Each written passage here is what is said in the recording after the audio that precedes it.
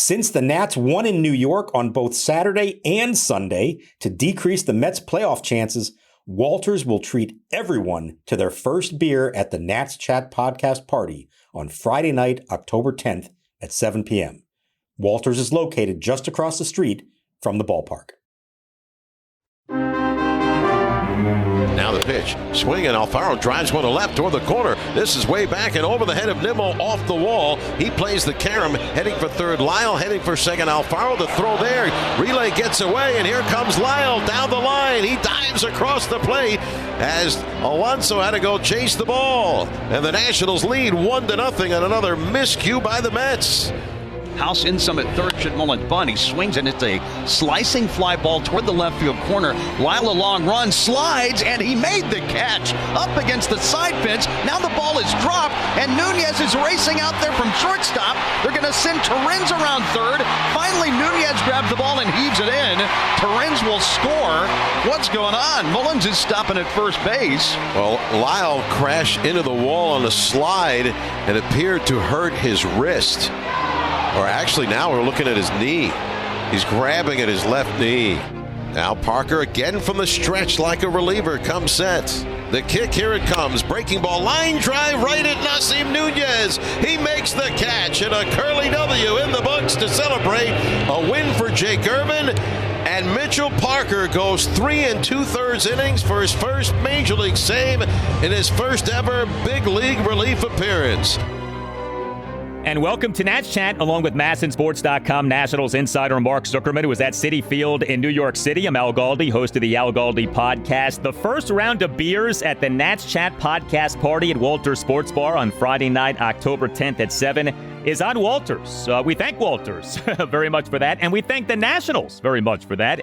They won 2 out of 3 games at the New York Mets over the weekend, capped by a 3-2 win on Sunday afternoon. The Nats in MLB's 2025 regular season now are 64-92, but included in that is the Nats being 11-9 in this month of September, and the Nats winning this series deals quite the painful blow to the Mets as the Mets fight for their postseason lives. This installment of Nats Chat brought to us by Table to Mat, which you can count on for all of your nutrition and personal training needs. Table to Mat offers virtual and in-person nutrition services and personal training to the DMV area. You can email Table to Mat directly through the website at tabletomat.com. That's the word table, the number 2, MAT.com, M-A-T, just like Michael A. Taylor. You could call Table to Mat at 240-388-2206. Before we go any further, we want to send you now to this special message from the owner and executive producer of the Nats Chat podcast, Tim Shovers.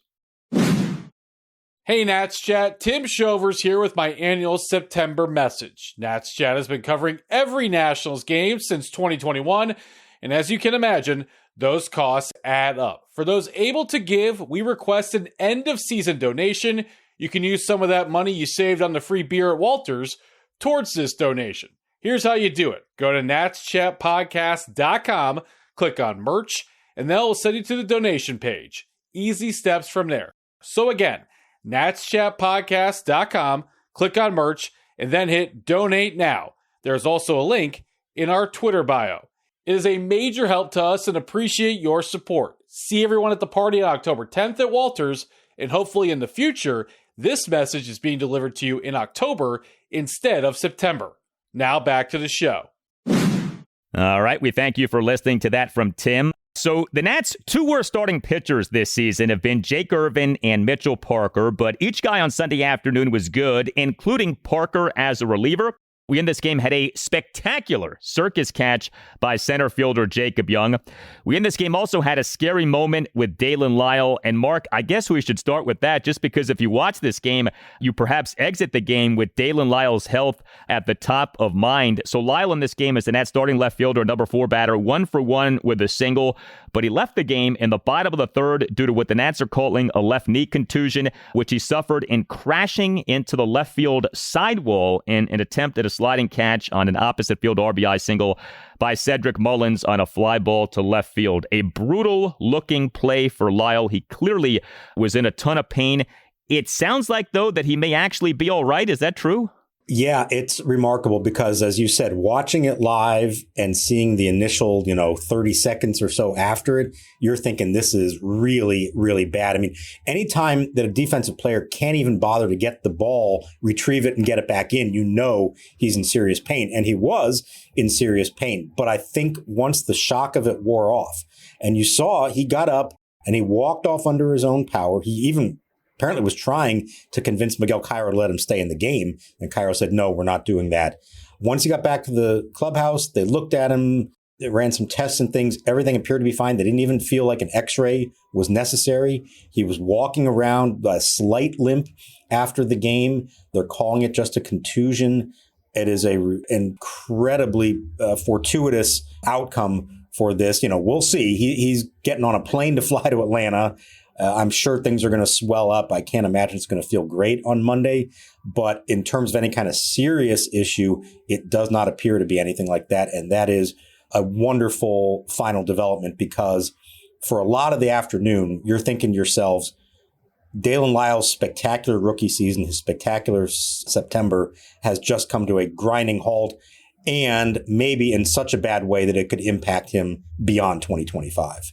The Nats have 6 games left this season, 3 games at the Atlanta Braves Monday through Wednesday, off day Thursday, then 3 games against the Chicago White Sox this coming weekend. I mean, do you think Lile might play on Monday night at the Braves, or do you think this is more maybe he gets a game or 2 off? Based on his reaction, I'm sure he's going to say he wants to play on Monday. But again, let's give this thing 24 hours to see how it recovers. I'm sure there's going to be swelling. My guess would be that Miguel Cairo is not going to take any chances and at least give him Monday off and then figure it out. I think Chris Sale is pitching on Monday, so that's a lefty-lefty matchup anyways. Maybe a good time to give him the night off. Again, with the caveat that you never know what else might come up between now and then. But I don't think we're talking about something where he's going to have to miss the last week of the year. I would imagine within a couple of days, he's going to be back out there. In a situation like this, they don't just automatically do an x-ray or any kind of scientific testing just to be sure. Like, obviously, you can't just go off what the player says or what you think. Don't you have to take a look inside the body just to make sure that everything's okay? That was my reaction, too. I was stunned when they said there was no x-ray, but I think you would also have to acknowledge that he probably couldn't just walk off the field and be moving around as well as he was if there actually was a fractured kneecap, which I guess what you'd be, fearing on that play. Lile, in a funny little note, he said his mom texted him immediately, say, "Are you okay?" And he told her that he was fine and thanked her for making him drink so much milk growing up. Maybe that helped strengthen those bones. It was scary. And look, if you watched it, there's the padding on the wall and then there's this gap underneath it. And it's pretty much concrete behind it as best as we can tell. And that's what the knee hit. And God, I just can't even imagine what that shock is when you first make contact and as you're writhing on the ground in pain. But stunned, but I think once it wore off a little bit, he realized, okay, this isn't actually that bad. It's funny, and you'd have to ask outfielders this.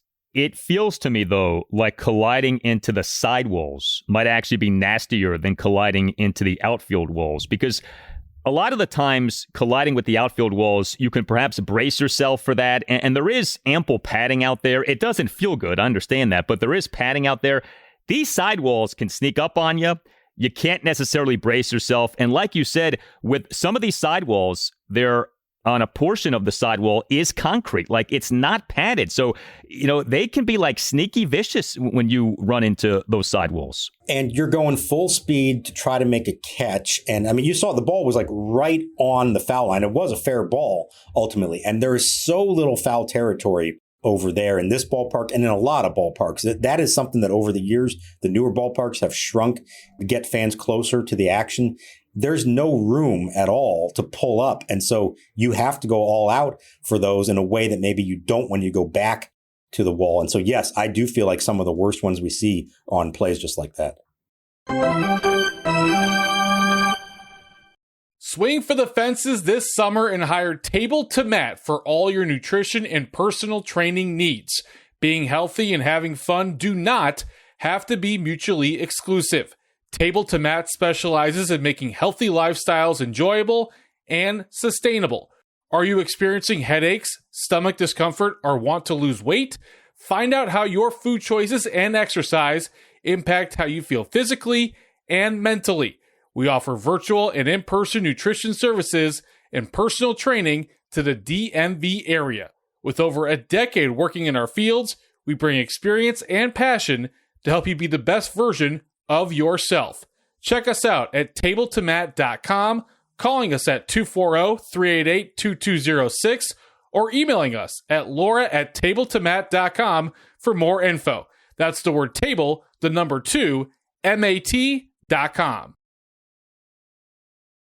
Here's the pitch, swung on, hit in the air to deep left center field. Nimmo going back, at the warning track, at the wall leaping, and it is gone. Goodbye!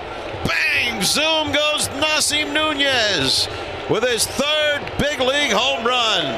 The little guy packs some punch and hits it out over the 370-foot marker in left center field.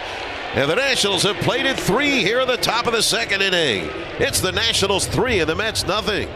So we hope Daylen Lile is doing well. The Nats offense in this 3-2 win at the Mets on Sunday afternoon.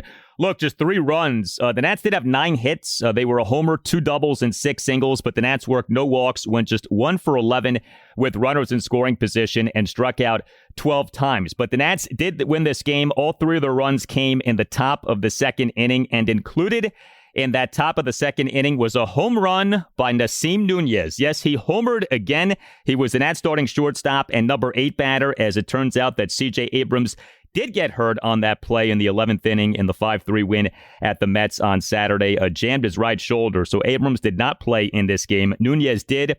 He is the Nats starting shortstop and number 8 batter, went 2 for 4 with a 2-run homer and a single. Nuñez in a Nats 3-run second inning, a 2-out, 2-run homer to left field for a 3-0 Nats lead. And as you pointed out on X, Nasim Nuñez in this month of September, 3 home runs. James Wood, 1 home run. Pretty remarkable.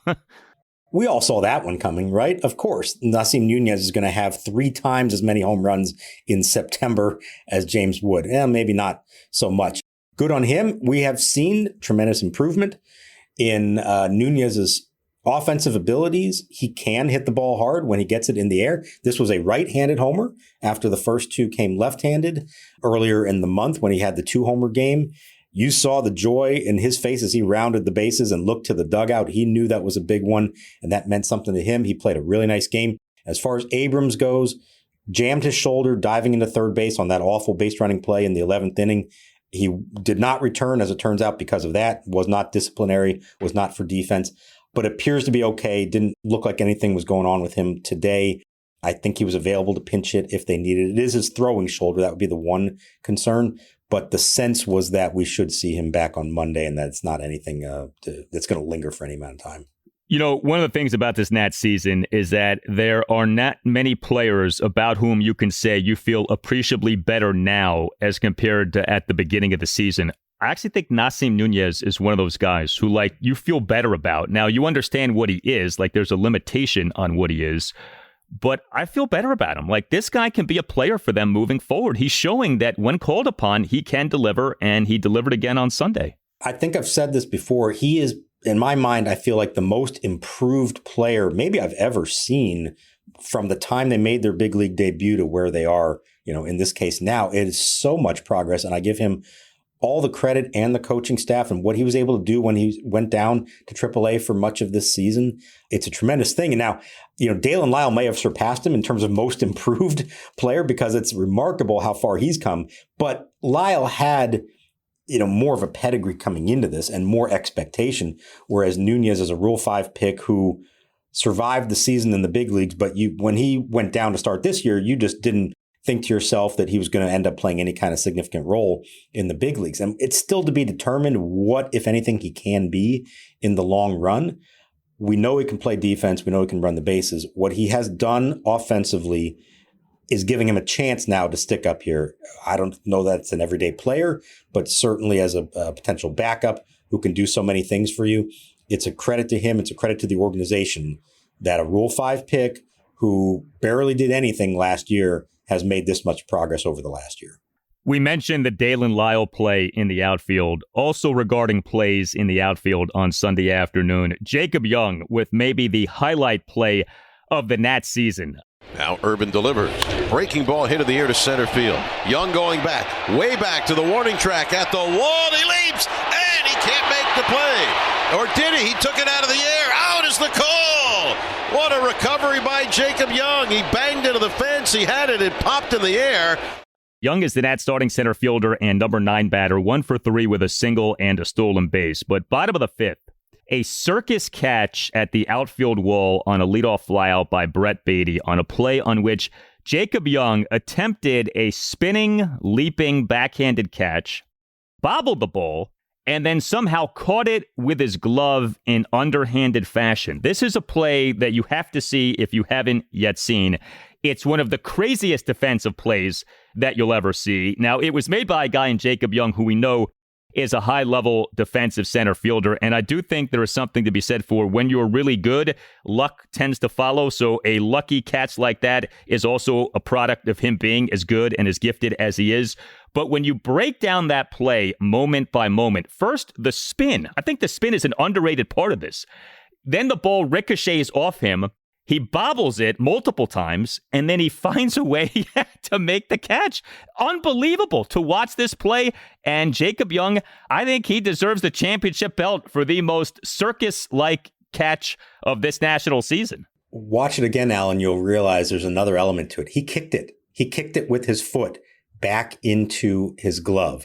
And we asked him, did you do that on purpose? And he said, yes, but it was more instinct than anything. It's not like he's thinking to himself, oh, I can try to kick this back up. It just sort of, in the moment, instincts kicked in, literally speaking. He played soccer growing up, and he said that did probably somewhere in the back of his mind helped him to keep the ball alive. The whole idea was don't let the ball hit the ground.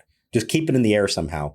And he kicked it back up, and it landed in his glove. And there's some element of luck to it, of course, and he acknowledges that. There's also some element of skill and intent, I guess you can say, in that. It is one of the most amazing catches I've ever seen. The crowd was stunned. You could even see Jacob Young turned around to watch it on the big giant video board in center field and was as amazed as everyone else in the ballpark when they saw the replay of it, of exactly how that went down. I'm not sure he truly appreciated the degree of difficulty ultimately to make the play until he actually saw the replay of it. And now here's the most amazing part of it all, Al. That may not have even been his most impressive or important catch of the game, because his home run robbery in the 9th, while not as difficult in theory of a play, was way more meaningful in robbing a potential game-tying home run in the 9th inning to deny a team trying to make the playoffs a chance to tie the game and keep their playoff hopes going. He makes home run robbing catches look routine at this point. You know, like he has that ability, and, you know, his offense is an issue. We've talked about that, but the defense is legit. We wondered last season, with as good of a defensive season that he had, like, is he really this good? And I think the answer is yes. Like, he is really this good defensively. This is a second consecutive high-level season for him defensively, and what a play. He could try that 1,000 more times, and there's no way he could duplicate that. That is like a 1 in a million type play that he made in that bottom of the 5th inning, but what a play it was. Hey, as the end of the Nats season approaches, a salute to one of the great sponsors of the Nats Chat podcast, Window Nation. If you want new windows, if you need new windows, contact Window Nation. Tell Window Nation that Al Galdi from the Nats Chat podcast sent you. That helps out this podcast a lot, and that gets you a great deal on great Window Nation windows. In fact, now is the best time of year to get new windows. Whether you have old, drafty windows or cheap builder-grade windows, September is the perfect month to protect your home from cooler weather. And right now, Window Nation is offering its most popular offer: buy 2 replacement windows, get 2 for free. Plus, you won't pay any interest, pay any monthly payments, or pay any down payment for 2 years. 866-90-NATION or visit windownation.com and tell Window Nation that you want the deal that you heard about from Al Galdi on the Nats Chat podcast. With Window Nation, you get top quality windows from a trusted company, all at a reasonable price, because Window Nation knows that replacing windows is an investment, and Window Nation wants to make the investment affordable to you. And do not miss this great offer from Window Nation. For listeners of the Nats Chat podcast, the offer is good until September 30th. Buy 2 windows, get 2 free, and you pay nothing for 2 years. 866-90-NATION or windownation.com. That's 866-90-NATION or windownation.com. And tell Window Nation that Al Galdi from the Nats Chat podcast sent you. Parker kicks, delivers the pitch, swung on, line center field deep. Young going back, way back. He leaps at the wall and he caught it. Oh, another sensational catch. Banging into the fence for Jacob Young. How many times can he do it? Unbelievable. So the Nats pitching in this game really was something. As I said earlier, the 2 worst starting pitchers for the Nats this season clearly have been Jake Irvin and Mitchell Parker. And so there was something apropos / poetic / ironic / whatever you want to call it, that Irvin and Parker teamed up in this game to give the Nats one of their better pitch games of the season. And it was only Irvin and Parker who pitched in this game. Jake Irvin allowed 2 runs in 5 1/3 innings with 5 strikeouts. He gave up 6 hits, which were a homer, 2 doubles, and 3 singles. He issued 2 walks and a balk. He threw 93 pitches, 56 strikes, 37 balls. And then the Nats in this game used just 1 reliever. He was Mitchell Parker. He tossed 3 2/3 scoreless innings with 2 swinging strikeouts. He threw 44 pitches, 32 strikes, just 12 balls. It was on Friday afternoon that we learned that Parker had been demoted to the bullpen for the rest of the season. We know that he has had a really bad season, but he, to his credit, seems to have the right attitude about pitching out of the bullpen for the rest of this season. And what a job by Parker in this game. 3 2/3 shutout innings to give the Nats the series win. A remarkable job by him to do that. And it took both the execution of the pitches, but really more than anything, it took the right mental approach. You mentioned it when he found out earlier in the week that he was being demoted to the bullpen because he had a 5.85 ERA in 30 starts this year. He really didn't sulk over it. He wasn't happy about it, but he said the goal doesn't change. It's still go out there, get outs, and try to help your team win.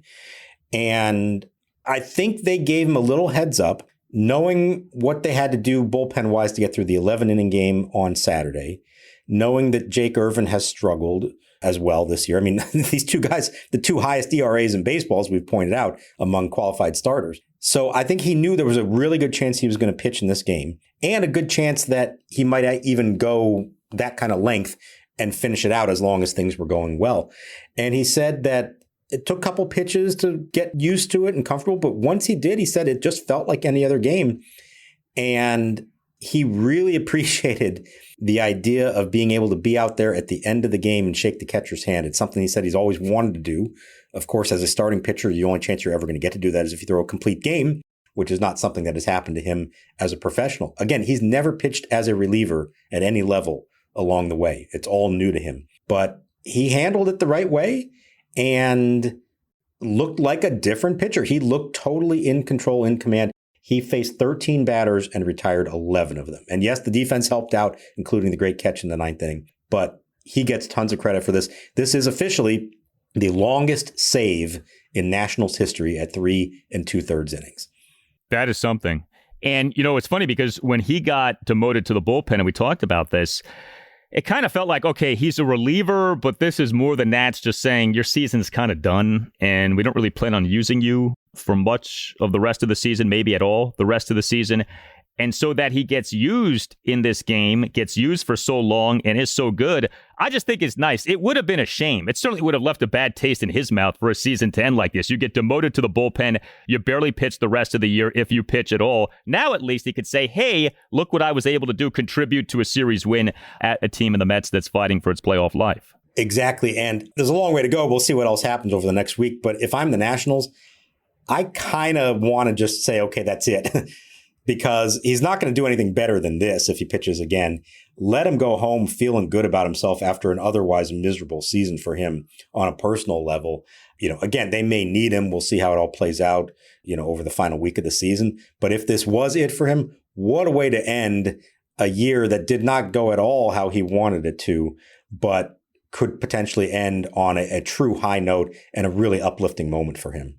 Good to see that. Good to see the Nats get this series win. As mentioned, 11-9 now in this month of September, and a shot to end this dismal season with a winning September. We'll see. Next up, a 3-game series at the Atlanta Braves. Game 1 Monday night, 7:15. Mackenzie Gore will be the Nats starting pitcher. Game 2 Tuesday night, 7:15. Brad Lord will be the Nats starting pitcher. Game 3 Wednesday afternoon at 12:15. Andrew Alvarez will be the Nats starting pitcher. And I like how this is setting up. Mackenzie Gore will start this series at the Braves, and then if things go as we expect them to, Gore will be the Nats pitcher on the final day of the season. He, in theory, would start game 162.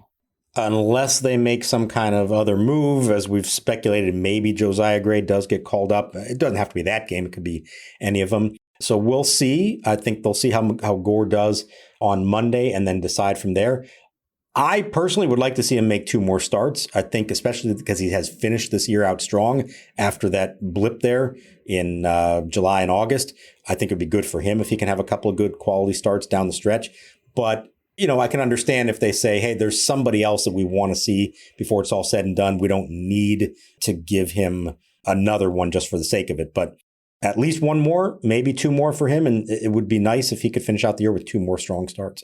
You tell us what you think. Hit us up on X at Nats_chat. You can find us on Blue Sky at Nats Chat Podcast. You can email us natschatpodcast@gmail.com. And we have a website you can check out too, natschatpodcast.com, at which you can purchase a Nats Chat Podcast t-shirt. All Nationals radio highlights on Nats Chat are courtesy of 106.7 The Fan. For Mark Zuckerman, I'm Al Galdi. We thank you for listening, and we'll talk to you next time on the Nats Chat Podcast. Santi on readies. A quick glance at second. The 0-2 pitch. Strike 3 called. Got him looking. He froze him with a fastball over the inside corner. And that's it. The Reds have swept the Cubs and have come back from 6 games down earlier this month to catch the Mets for the final wild card spot. Wow.